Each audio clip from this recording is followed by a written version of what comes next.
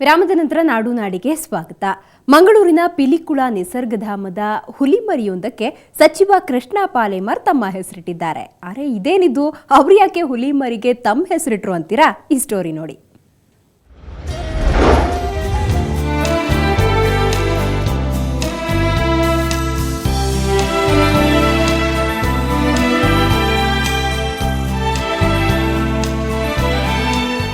ಇಷ್ಟು ದಿನ ಮೈಸೂರು ಝೂನಲ್ಲಿ ಪ್ರಾಣಿಗಳನ್ನ ದತ್ತು ತೆಗೆದುಕೊಳ್ಳುವ ವಿಷಯ ಕೇಳ್ತಾ ಇದ್ವಿ. ಈಗ ಮಂಗಳೂರಿನ ಪಿಲಿಕುಳ ನಿಸರ್ಗಧಾಮದಲ್ಲಿದ್ದ ಹುಲಿಮರಿಯೊಂದನ್ನ ಸಚಿವ ಕೃಷ್ಣ ಪಾಲೇಮಾರ್ ದತ್ತು ಪಡೆದಿದ್ದಾರೆ.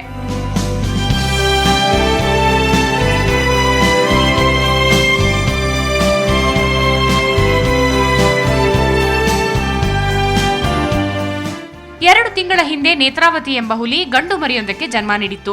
ಈಗಾಗಲೇ 5 ಹೆಣ್ಣು ಹುಲಿ ಹಾಗೂ 3 ಗಂಡು ಹುಲಿಗಳಿರುವ ಈ ಜೈವಿಕ ಧಾಮಕ್ಕೆ ಹೊಸ ಅತಿಥಿಯ ಆಗಮನ ಮತ್ತಷ್ಟು ಹೊರೆಯಾಗಿತ್ತು.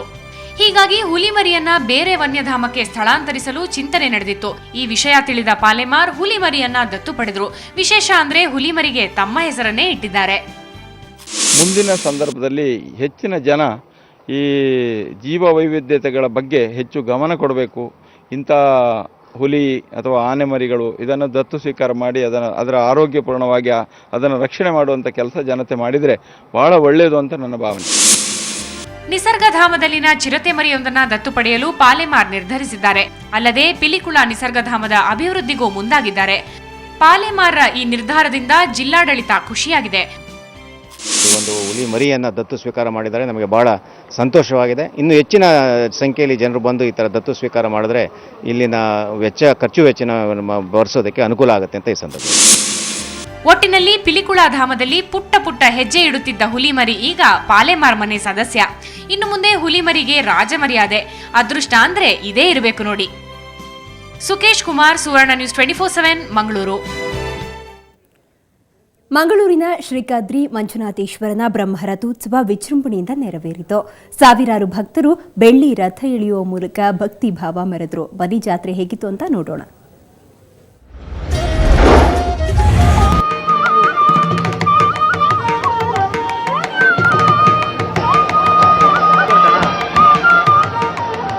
ಮಂಗಳೂರಿನ ಕದ್ರಿ ಮಂಜುನಾಥೇಶ್ವರ ದೇವಾಲಯದಲ್ಲಿ ವಿಜೃಂಭಣೆಯ ಮಹೋತ್ಸವ ನಡೀತಾ ಇದೆ. ಮಕರ ಸಂಕ್ರಾಂತಿಯಂದು ತೀರ್ಥೋತ್ಸವದೊಂದಿಗೆ ಆರಂಭವಾದ ಜಾತ್ರೆ 9 ದಿನಗಳ ಕಾಲ ನಡೆಯುತ್ತೆ. 9ನೇ ದಿನವಾದ ಇಂದು ಬ್ರಹ್ಮರಥೋತ್ಸವ ಅದ್ದೂರಿಯಾಗಿ ನೆರವೇರಿತು. ಯೋಗೀಶ್ವರ ಮಠದ ಜೋಗಿ ಮುನಿಗಳ ನೇತೃತ್ವದಲ್ಲಿ ಬೆಳ್ಳಿ ರಥ ಸೇರಿದಂತೆ 3 ತೇರುಗಳಲ್ಲಿ ದೇವರ ಮೆರವಣಿಗೆ ಮಾಡಲಾಯಿತು.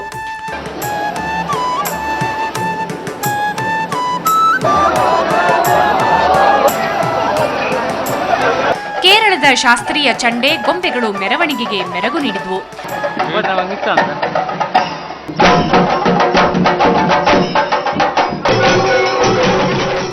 ಶಿವನ ಮುಡಿಯಲ್ಲಿ ಗಂಗೆ ನೆಲೆಸಿದ್ದಾಳೆ ಎಂಬುದನ್ನು ನಿರೂಪಿಸುವ ಏಕೈಕ ಪಾವನ ಕ್ಷೇತ್ರ ಇದು ಎಂಬ ಐತಿಹ್ಯವಿದೆ.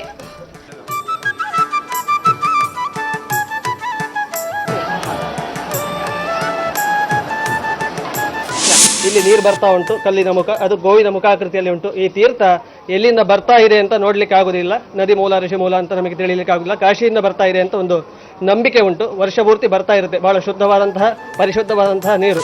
ಕದಳಿವನದಲ್ಲಿ ನಾಥಪಂಥದ ಜೋಗಿ ಮಠಾಧೀಶರು ತಪಸ್ಸು ಮಾಡಿದಾಗ ಸಾಕ್ಷಾತ್ ಶಿವನೇ ಪ್ರತ್ಯಕ್ಷನಾದ ಎಂಬ ಪ್ರತೀತಿ ಇದೆ. ಪಾಂಡವರು ಅಜ್ಞಾತವಾಸದ ವೇಳೆ ನಿರ್ಮಾಣ ಮಾಡಿದ್ದಾರೆ ಎನ್ನಲಾದ ಪಾಂಡವರ ಗುಹೆ, ಸೀತೆ ಅದೃಶ್ಯಳಾದ ಸೀತಾಬಾವಿ ಕೂಡ ಈ ಕ್ಷೇತ್ರದಲ್ಲಿದೆ.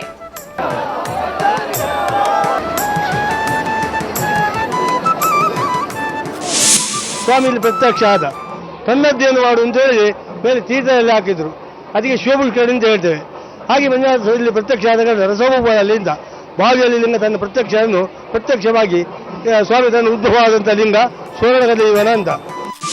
ಉದ್ಭವಲಿಂಗ ಹೊಂದಿರುವ ಈ ಪಾವನ ಕ್ಷೇತ್ರಕ್ಕೆ ಸಹಸ್ರಾರು ಭಕ್ತರು ಬಂದು ಪೂಜೆ ಸಲ್ಲಿಸಿದರು. ಬಹುಶಃ ಬಂದಂತ ಭಕ್ತಾದಿಗಳೆಲ್ಲರೂ ಈ ಒಂದು ಭಗವಂತನ ಕೃಪಾ ಕಟಾಕ್ಷಕ್ಕೆ, ಅವರ ಒಂದು ಕೃಪೆಗೆ ಭಕ್ತರು ಮಣಿದಿದ್ದಾರೆ. ಯಾಕಂದ್ರೆ ಕದ್ರಿ ಮಂಜುನಾಥನ ರಥೋತ್ಸವದ ಬಳಿಕ ದೇವರ ದರ್ಶನಕ್ಕೆ ಭಕ್ತರು ಮುಗಿಬಿದ್ದಿದ್ರು. ಸುಕೇಶ್ ಕುಮಾರ್, ಸುವರ್ಣ ನ್ಯೂಸ್ 24/7 ಮಂಗಳೂರು. ಉಜಿರೆಯ ಅನುಗ್ರಹ ಪದವಿ ಪೂರ್ವ ಕಾಲೇಜಿನಲ್ಲಿ ವಾರ್ಷಿಕೋತ್ಸವ ನಡೆಯಿತು. ಜೊತೆಗೆ ನೂತನ ಕಾಲೇಜು ಉದ್ಘಾಟನೆಯಾಯಿತು. ಸಂಜೆ ವಿದ್ಯಾರ್ಥಿಗಳು ನಡೆಸಿಕೊಟ್ಟ ಸಾಂಸ್ಕೃತಿಕ ಕಾರ್ಯಕ್ರಮ ಎಲ್ಲರ ಮನಸೆಳೆಯಿತು. ವಿದ್ಯಾರ್ಥಿನಿಯರು ನಡೆಸಿಕೊಟ್ಟ ಜಾನಪದ ನೃತ್ಯ ಪ್ರದರ್ಶನ ಮನಮೋಹಕವಾಗಿತ್ತು.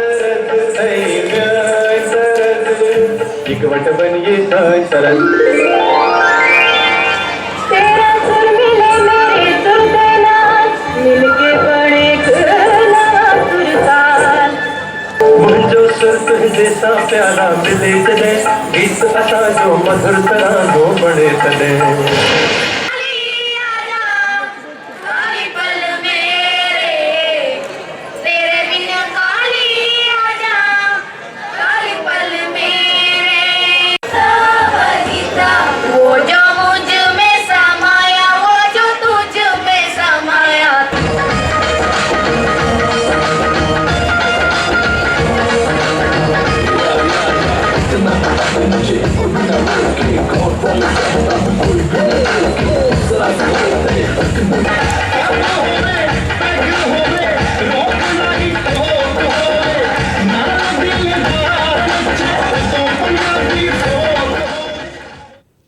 ಇದು ಇವತ್ತಿನ ನಾಡು ನಾಡಿ ಕ್ಷಣ ಕ್ಷಣದ ಸುದ್ದಿಗಾಗಿ ನೋಡ್ತಾ ಇರಿ ಸುವರ್ಣ ಸುದ್ದಿವಾಹಿನಿ.